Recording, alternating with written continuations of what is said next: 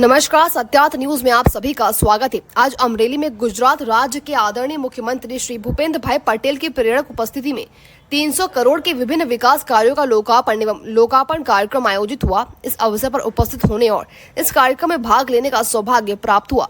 इस अवसर पर गुजरात सरकार के उप मुख्य आरक्षक कौशिक भाई वेकारिया, सांसद भरत भाई सुतारिया, अमरेली जिले के विधायक श्री महेश भाई कासवाला, जनक भाई पोंडिया, जेवी काकड़िया सहित तालुका जिला पंचायत के सदस्य, जिला भाजपा और विभिन्न मंडलों के भारतीय जनता पार्टी के कार्यकर्ता, शहर के नेता मौजूद थे। ब्यूरो रिपोर्ट संजय वाघेला, अमरेली से।